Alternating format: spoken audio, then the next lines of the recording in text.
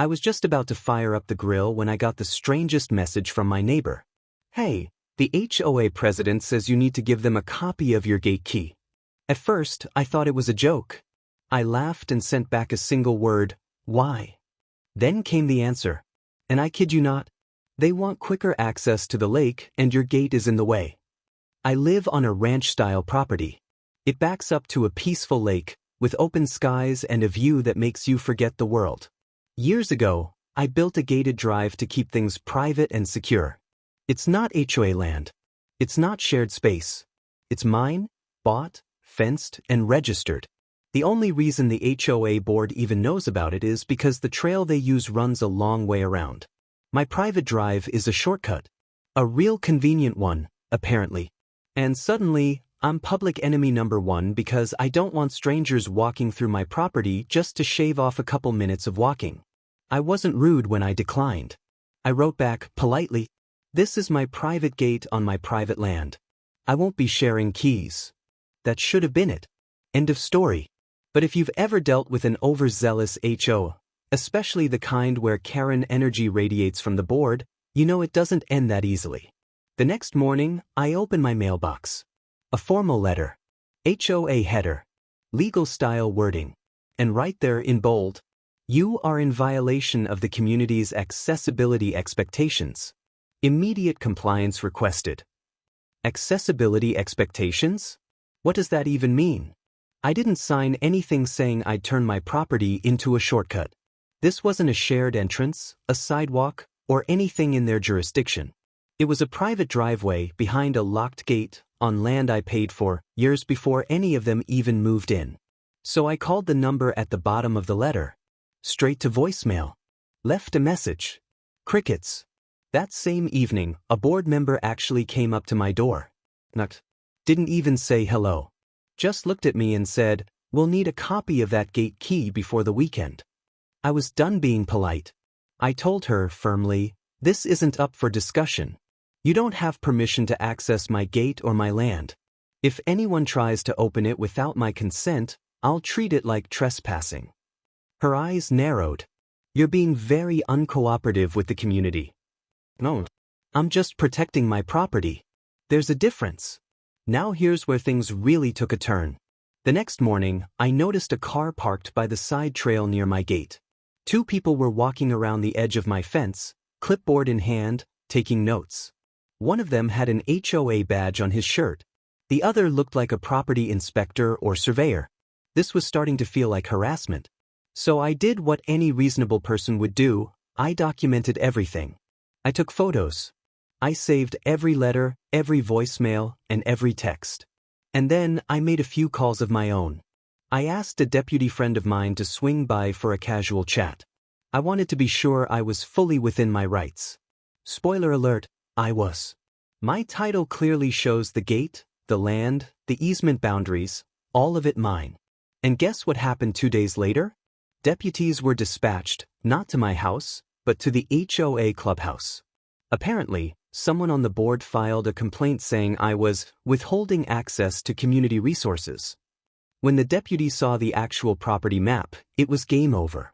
But we'll get to that part later. Because what came next was one of the boldest, most ridiculous moves the HOA ever made, and I still shake my head thinking about it.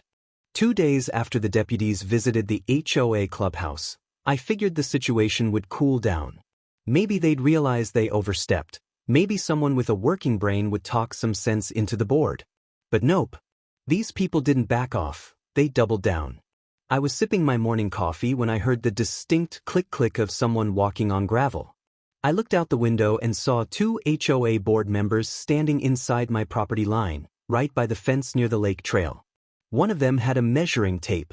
The other was taking pictures of my gate like they were doing a real estate listing. I walked out slowly, calmly. I didn't want to escalate anything, but I sure wasn't going to let them pretend like they had a right to be there. "What exactly are you doing?" I asked, keeping my voice steady. The man with the measuring tape didn't even look up. "We're recording access details for our lake improvement plan. This area will be included in our upcoming budget vote." I blinked. "This area?" I asked.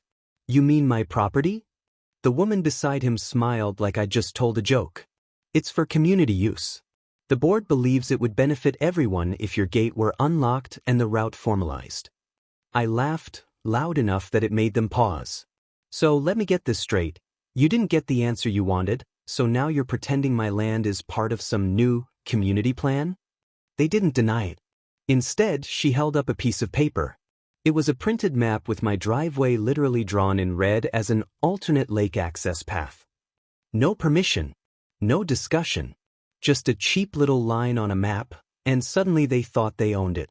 That's when I told them they had exactly 10 seconds to leave my property before I called the sheriff's department again. They huffed. They puffed. And then they stormed off, talking about how some people just don't care about the neighborhood. I care. I care a lot. Which is why I immediately pulled up security footage, saved all the video, and backed it up in case they tried anything shady. And it's a good thing I did, because shady came knocking real fast. The next morning, my gate lock was busted. Just broken, completely destroyed. It wasn't a cut chain or some old bolt that snapped. It looked like someone had taken a crowbar or maybe a car jack to it. Bent the hinges, warped the metal, left deep gouges around the lock plate. Whoever did it wanted in, and they weren't trying to be subtle. That was the last straw.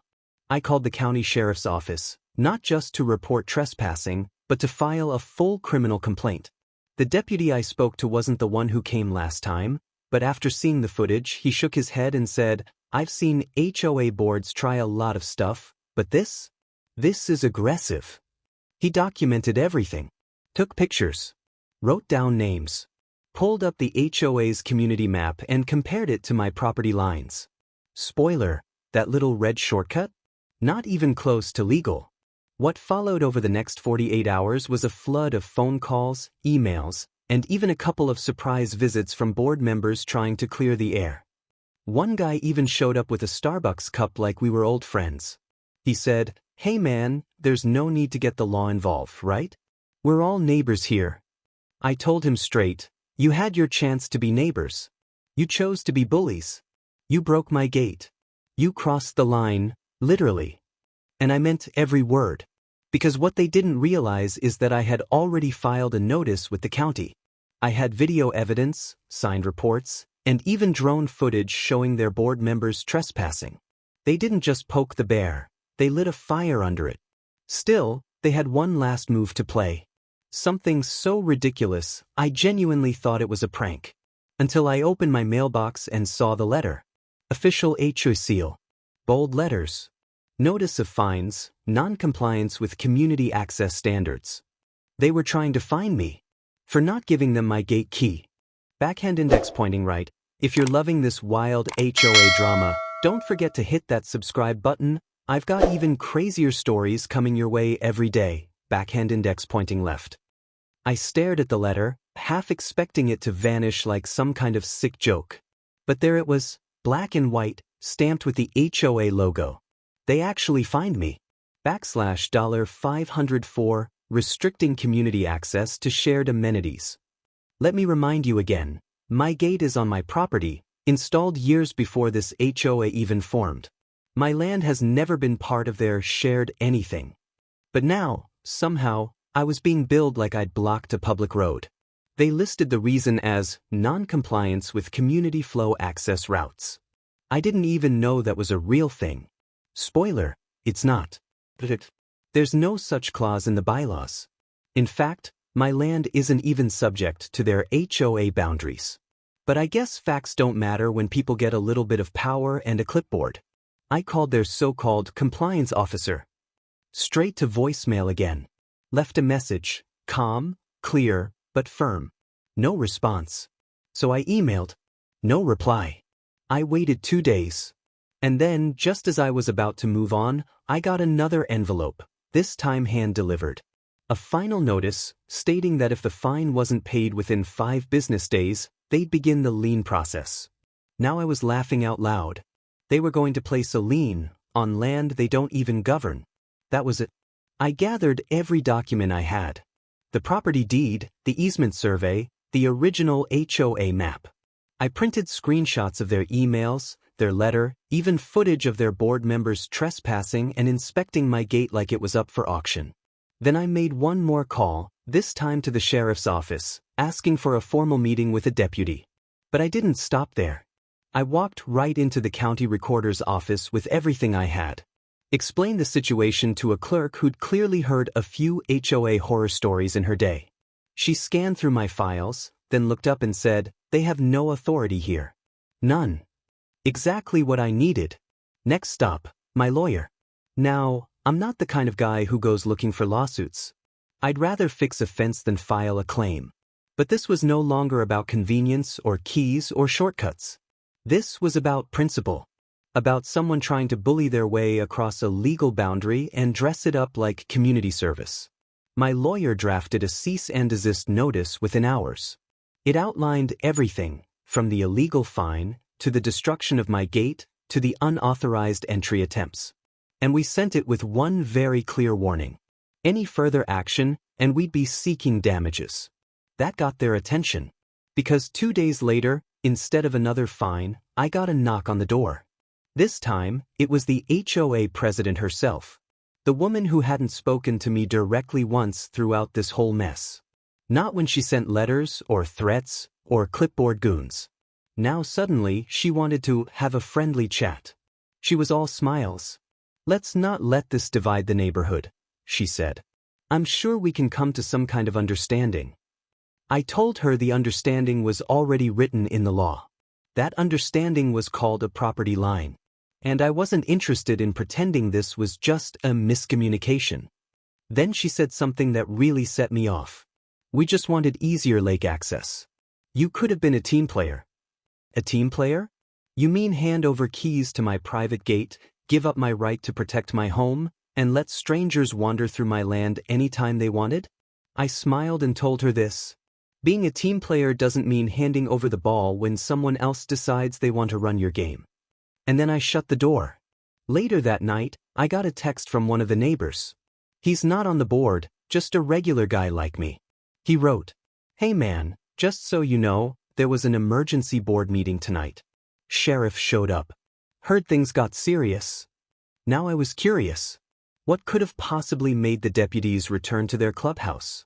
Turns out, one of the HOA board members tried to access the gate again. But this time, he got caught on camera with a bolt cutter in hand. I reviewed the footage 3 times just to make sure my eyes weren't playing tricks on me. There he was, one of the board members, crouched near my gate in broad daylight, a bolt cutter in his hand, looking around like a raccoon caught digging in someone's trash. He wasn't even subtle about it. Just walked right up, glanced left and right, and started cutting. What he didn't know is I had just upgraded the cameras after the last break-in. High-res, wide angle with night vision and audio. And they were motion triggered. That meant the second he stepped onto my property, the system started recording and sent me an alert. He only managed 2 cuts before the sheriff's cruiser pulled up. You can actually see the moment he hears the tires on the gravel. He freezes, drops the bolt cutter, and tries to act casual, like he was just stretching or enjoying the view. But it was too late. The deputy stepped out, hand on his belt, not even pretending to play along.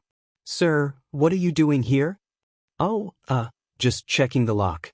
There was a maintenance issue last week. This isn't HOA property. You're aware this gate belongs to the homeowner, right?" "Well, yes, but we had concerns about access, so I was just making sure it hadn't." "Nope. Stop talking." That's what the deputy said. And I swear, I've never enjoyed watching a video more in my life. He cuffed him right there. Read his rights.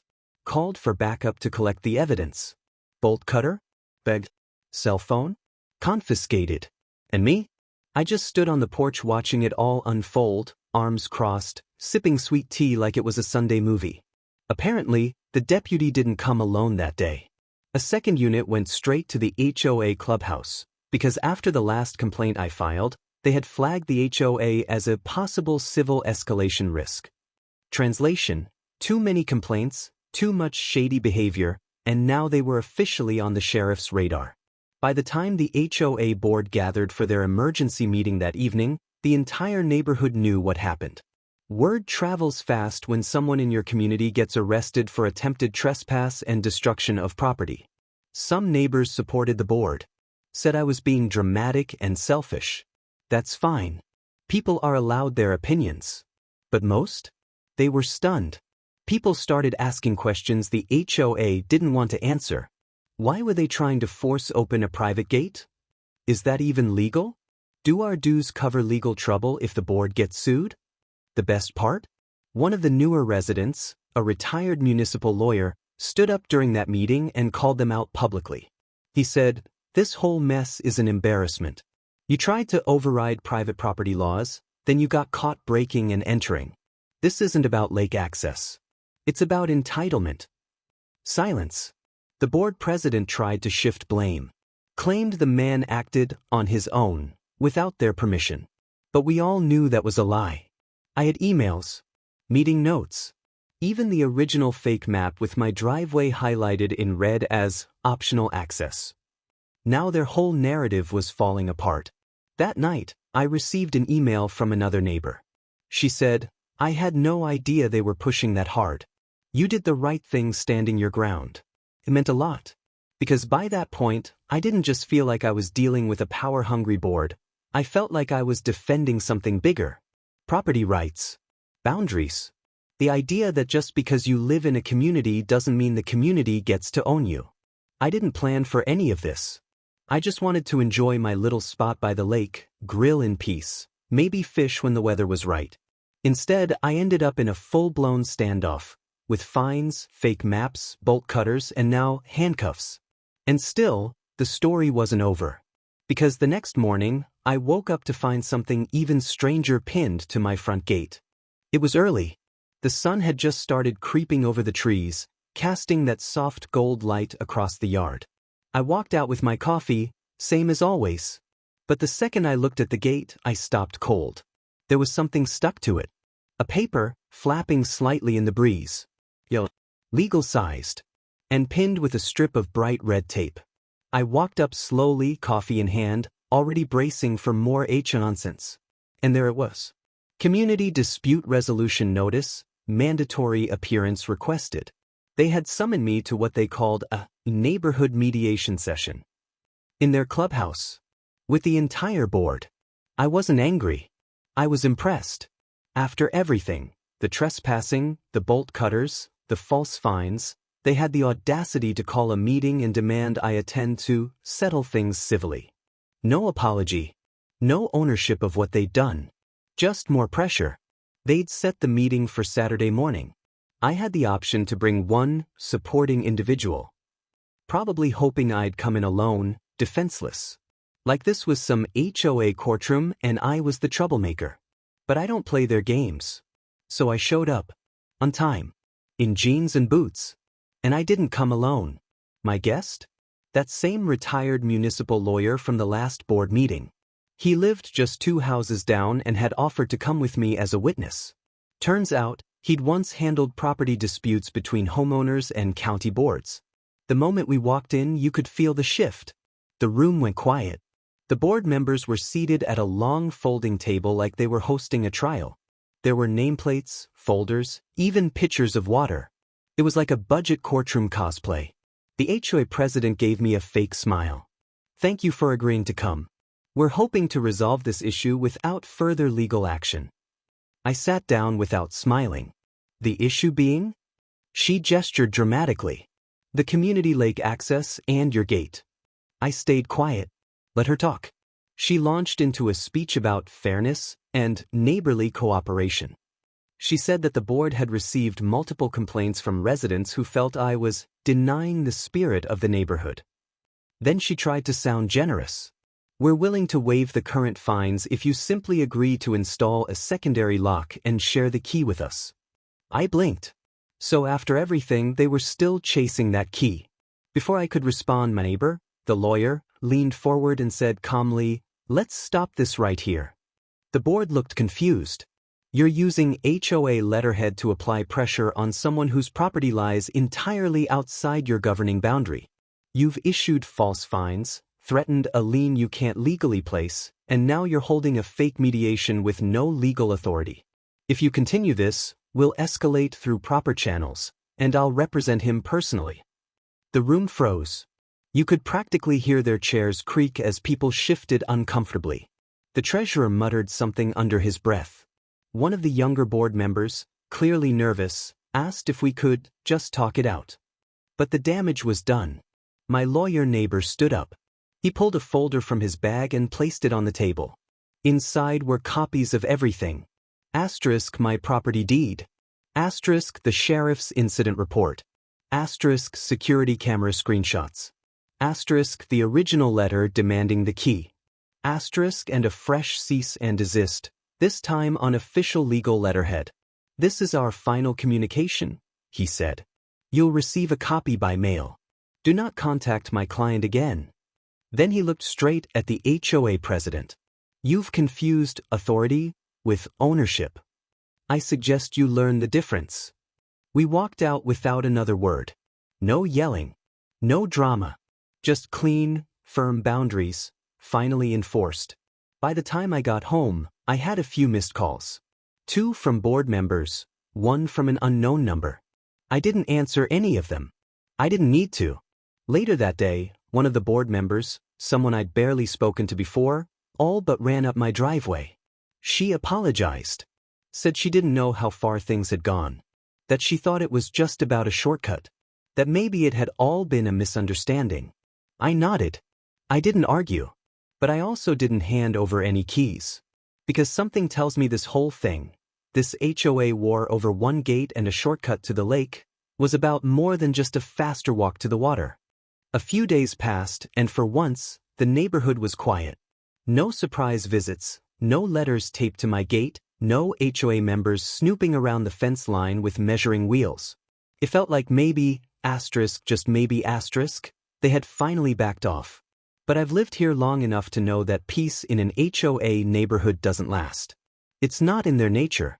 Sure enough, on a warm Thursday afternoon, I was out by the lake fixing one of the small docks when I heard a voice behind me. Still keeping that gate locked tight, huh? I turned around. It was Greg, the same board member who tried to cut the lock a few weeks earlier. Somehow, after all that, he still had the nerve to walk up to me like we were on good terms. I kept working. Sure, you here to apologize or just wander onto my property again? He raised his hands like he was trying to be peaceful. No trouble, man. Just, the HOA's been talking about developing new amenities. There's some discussion about a new walking trail. Thought you'd want to be part of it. I looked up from the dock. Does this new walking trail go through my land again? He smiled, but it wasn't friendly. It might border it. Would make sense logistically. There was. Not even pretending anymore. They weren't trying to negotiate. They were planning something. I nodded slowly and stood up. You know, Greg, the last time you tried to make sense, logistically, you ended up almost getting arrested. Might want to think that through before drawing any more maps. He chuckled awkwardly and backed off. Just trying to help the neighborhood grow. Grow right over my property lines. That evening, I went straight back to the county office and requested any permit filings under the HOA's name. It's public information, and I wanted to know if they were trying to sneak anything through. And guess what? There was a new application. Submitted just 3 days earlier. It proposed a community green path expansion with a potential shared lake observation point. That observation point? It was marked right where my gate sits. They didn't even bother hiding it this time. They wanted the county to approve a pathway that passed directly along my fence and curved onto my land, like the gate was just a minor obstacle they'd get around later. I took a copy of the plan, highlighted the illegal sections, and brought it straight to the planning department manager.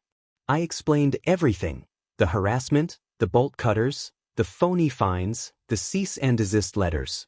She looked over the file and sighed.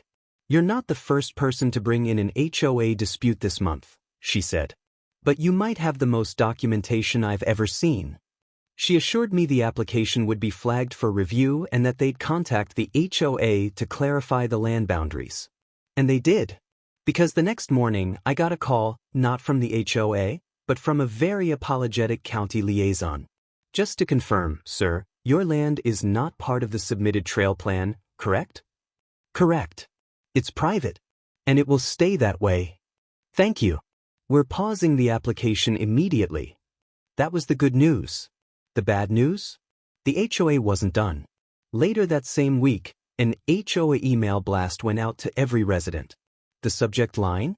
Community members blocking lake progress, let's talk solutions. They didn't name me directly, but it was obvious. The email claimed that certain individuals were standing in the way of a more walkable, inclusive lake experience. It was laced with guilt-tripping language about neighborhood unity and shared values. And the kicker? They scheduled another emergency vote. This time, to approve legal pursuit of access easements. I read that email 3 times, trying to wrap my head around how far they were willing to go. They wanted to vote on whether to sue me for access. On land that never belonged to them. In a community I was part of long before they tried turning it into a mini-government. But here's what they didn't know. I'd already had a meeting with the local news outlet. A small station, but they love a good David versus Goliath story. Especially when it involves an HOA trying to take what isn't theirs. And I'd given them everything. The photos, the emails, the video of Greg with the bolt cutters. They said they were interested in covering it, especially after they heard the words unauthorized gate access and sheriff called twice. So now it wasn't just a property dispute. It was becoming a story. By Saturday morning, the neighborhood was buzzing. People were whispering about the vote, the emails, the police reports, everything.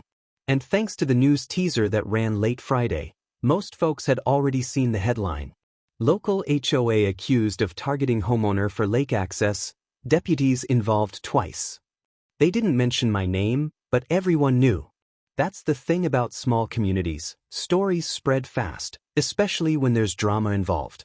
Some neighbors who never said a word to me before were suddenly waving from across the street. A few even came by with snacks or just checking in conversations. That same morning, my phone lit up with a new HOA notice. Reminder, emergency community vote tonight. Attendance required for active residents. That line alone made me laugh. Required? Last I checked, this wasn't jury duty. Still, I decided to go. Not to argue. Not to fight.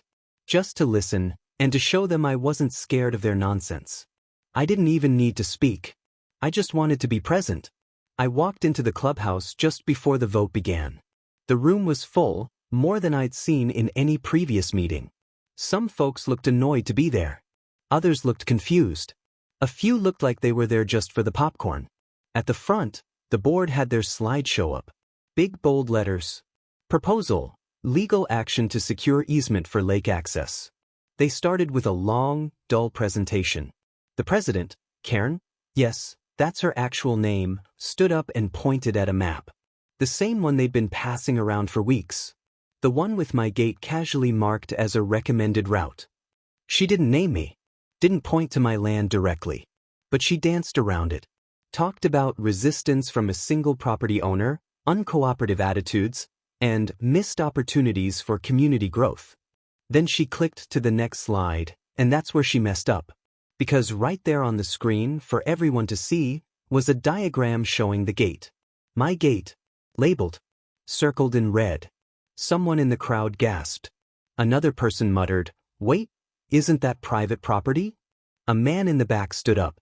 "Are you telling us this whole vote is about forcing someone to hand over their land for a shortcut?" Karen froze for a moment, then smiled that fake smile.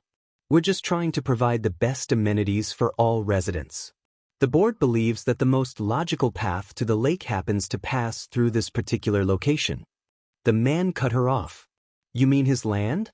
And just like that, the whole tone shifted. More hands went up. More voices started asking questions. Some were skeptical. Others were flat out angry.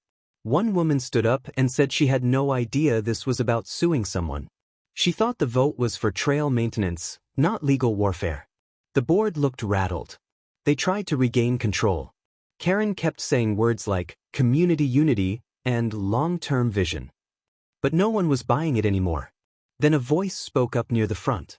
"Isn't that the guy whose gate got vandalized?" Heads turned toward me. I didn't say anything. I didn't have to. My presence alone told them everything they needed to know. And that's when Greg, the guy who'd tried to cut the lock, made a mistake that sealed the deal. He muttered, just loud enough for the mic to catch it, "Should have just handed over the damn key." Silence fell over the room like a dropped brick.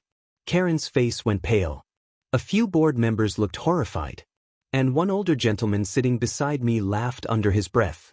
I looked around and saw the shift happening in real time. Eyes opened. People realized this wasn't about lake access. It was about control. About pushing someone just because they could.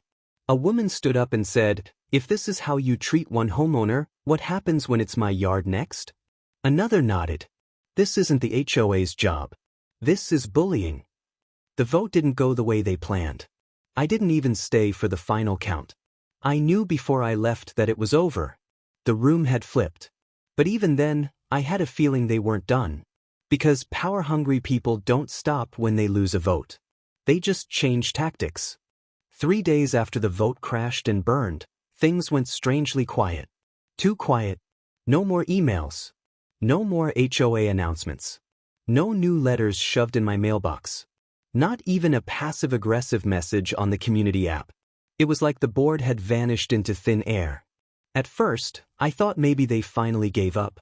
Maybe the backlash from the vote embarrassed them enough to back off for good. But then I noticed something odd. A landscaping crew I'd never seen before pulled up near the walking trail, the one that wraps around the outer edge of my property. They didn't come near the gate. Not exactly. But they were close, closer than they had any business being. They trimmed bushes, cleared some brush, and marked a few spots with orange spray paint. I walked out and waved. "Hey, you guys with the HOA?" One guy shrugged. "Just doing what's on the order sheet, sir." Trail prep. Said it was approved by the community board. Trail prep. There it was again. I asked to see the work order. Sure enough, it had the HOA letterhead. No specific name, just Trail Beautification Project, East Lake Path. But the section they were working on? That was right next to my fence line. A few more feet and they'd be on my side again. I told them to stay on the public trail and leave anything near the gate alone. They didn't argue. Just packed up early and left. But something about the whole thing felt off. That night, I checked my cameras. Good thing I did. At around 11:30 p.m., headlights appeared on the trail. 2 figures stepped out of a golf cart, walked to the edge of my gate and stood there, just looking. No tools. No bolt cutters this time. Just watching. One of them took photos. The other pointed at something near the ground, maybe the fence post or the property marker. They stayed for 2 full minutes. Then left the way they came, headlights fading into the trees. The footage wasn't clear enough to ID them, but it didn't take a genius to figure it out. The board wasn't done.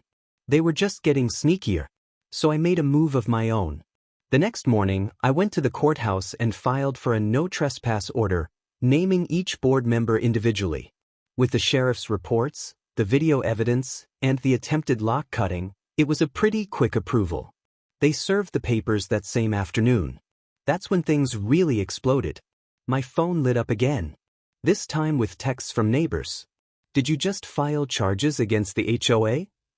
Why are board members getting served? What's going on with the trail project?" I didn't answer any of them. I didn't have to. Word was already spreading. But it wasn't just the neighbors getting curious. The news station I had spoken to earlier reached out again. Apparently, the clip they ran got more views than expected. They wanted to do a follow-up. A longer piece. Maybe even a sit-down interview. Said yes. Because at this point, it wasn't just about my gate or my land. It was about what this HOA thought they could get away with, and how many people in this country are quietly dealing with the same kind of harassment. People who don't have the time, the footage, or the support to fight back. The news crew showed up 2 days later. Drones, cameras, light. They interviewed me at the gate, then took a walk through the property line with a copy of the original HOA map and my deed in hand. I showed them where the fake path was drawn, where the bolt cutter guy got caught, where the board tried to quietly pave the way for their shortcut. They were shocked. And once the story aired, the fallout was immediate. People from other neighborhoods started commenting, sharing their own HOA horror stories. My inbox flooded. I got messages from folks in California, Texas, even Florida, saying they'd dealt with similar things and thought they were alone. That HOA board? They suddenly found themselves under a microscope. A group of residents started a petition to dissolve the current leadership. They cited abuse of power, illegal land pressure, and community division. Within a week, it had over 80 signatures. And all I did was protect my gate. All I did was say no. But somehow, that simple word, *no*, was enough to expose everything they were trying to keep hidden behind committee meetings and fake smiles.